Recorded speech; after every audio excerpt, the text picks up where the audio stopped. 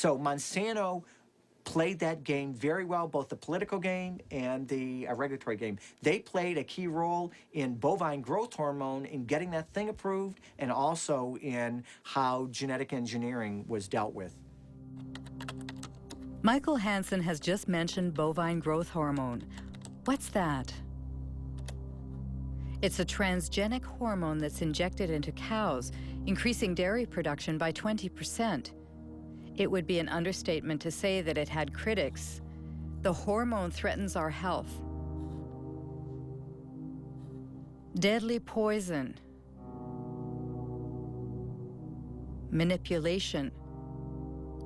Called RBGH for recombinant bovine growth hormone, Monsanto began selling it to dairy farmers in 1994 under the brand name Posilac.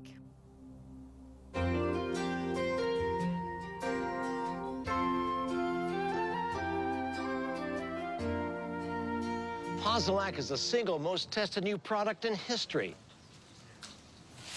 You'll soon see the dramatic results Posilac can offer you. In 1985, Monsanto submitted Posilac to the FDA for market approval. The experts at the FDA's Center for Veterinary Medicine reviewed the studies that the company had carried out on experimental herds. At the FDA, the veterinarian in charge of reviewing the data was Richard Burrows. In an interview, he stated that agency officials had suppressed and manipulated data.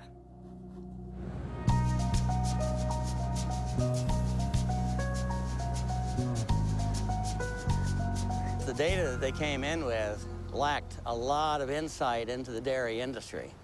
They didn't ask crucial questions about these diseases, and that is mastitis, which is infection of the mammary gland, and reproductive problems. So when the first data came in and that was missing, I said, all right, guys, you need to go back and get information. So that set it back probably 2 or 3 years.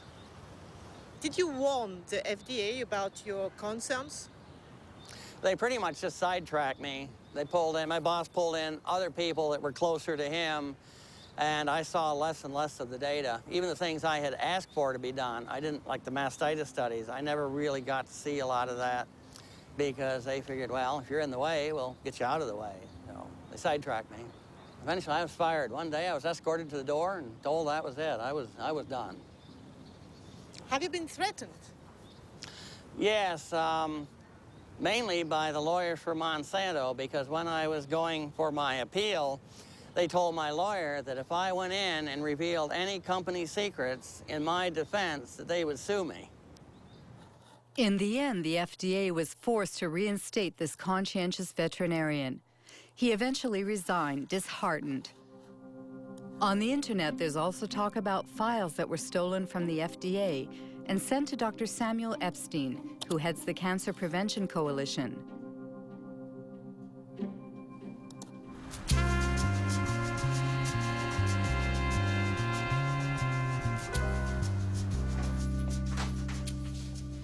In 1990, Samuel Epstein published an article in The Milkweed, the standard for dairy reporting, edited by Pete Hardin. The scoop was based on the secret documents that the two men scrutinized. One morning, I came in, I think in October of that year, I came into my office and found a great big box of documents. And it came from Washington, but no indication as to who sent it.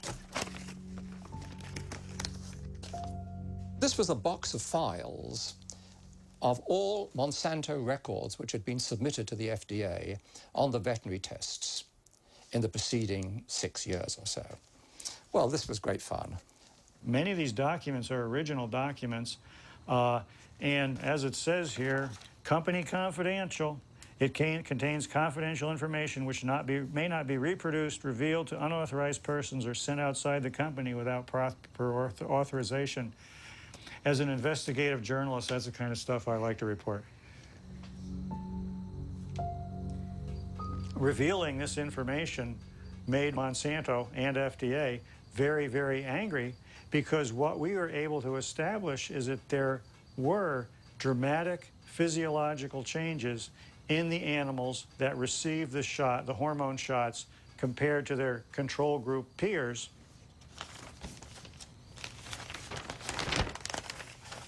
For example, we see the ovaries of the cows receiving the synthetic hormone in the different treatment groups were, for the right ovaries, 34% larger, 42% larger, and 44% larger. Elsewhere in the stolen files, it shows how there were severe problems with the reproduction of these treated animals. The data is conclusive. We provided the data, the raw data, and summary data, is peer-reviewed data not done by us, to support the submission. Every health authority who has looked at bovine somatotropin has found that it is completely safe for consumers. For Monsanto, the hormone is not only safe, it is actually beneficial for consumers. Because the chemical composition of the milk is not altered as a result of Posilac, the manufacturing and taste properties do not change. It's untrue or lie, whatever adjective you want to use. It's a very different product. It's a very, very different product in many, many ways. First of all, as there's a high incidence of mastitis in the cows, there'll be pus in the milk. And then you'd find antibiotics given to the cows to treat the mastitis. So a wide range of antibiotics would be in the milk. Apart from that, and very, very importantly, very substantial increases in levels of IGF-1, or insulin-like growth factor 1. There have been a series of studies, somewhere in the region of 60, relating increased levels of IGF-1 and breast, colon, and prostate cancers. Absolutely incredible. Are there other countries that have approved RBGH? Apparently, the hormone was banned in Europe and Canada. Canada? That's strange because Health Canada usually models its decisions on the FDA's. RBGH, scandal at Health Canada. Monsanto accused of attempt to bribe Health Canada for RBGH. Margaret Hayden, I swear that the evidence I shall give on this examination... In October 1998, 3 scientists from Health Canada testified before a Senate commission in order to stop the approval of the transgenic hormone.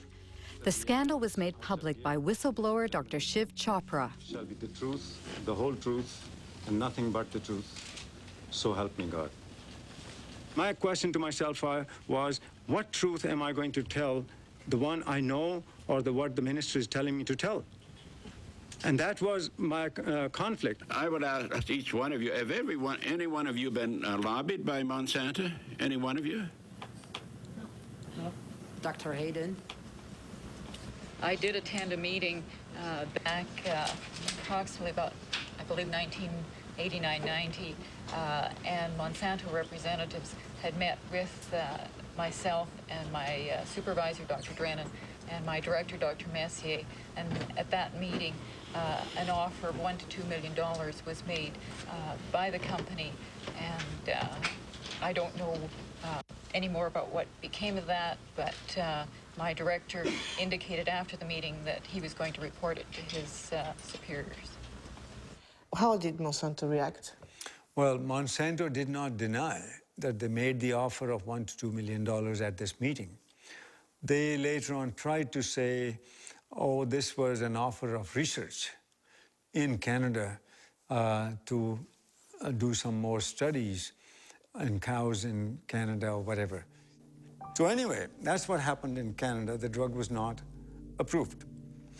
So the European Parliament, based on what revelations in Canada, banned it forever. And then all of a sudden, we 3, Margaret Hayden, Gerard Lambert, and I, were dismissed for disobedience. And we fired. All 3 of us were fired, and those fights are now in courts. Bovine growth hormone! The United States Congress also opened an investigation at the request of RBGH opponents who opposed the ban on labeling milk as RBGH-free. Interestingly enough, the investigation was never completed. Government purchases of milk surpluses. Bovine growth hormone, BGH, is a test of consumer acceptance of genetic engineering. In the garbage. In the garbage! The cow hormone drug was simply the first major application of biotechnology to food production, and Monsanto is a very powerful corporation with many linkages to top-level persons in government. I think the prevailing ethic at the federal government was biotechnology is so important that we can't let a few little questions about cow safety or human safety get in the way.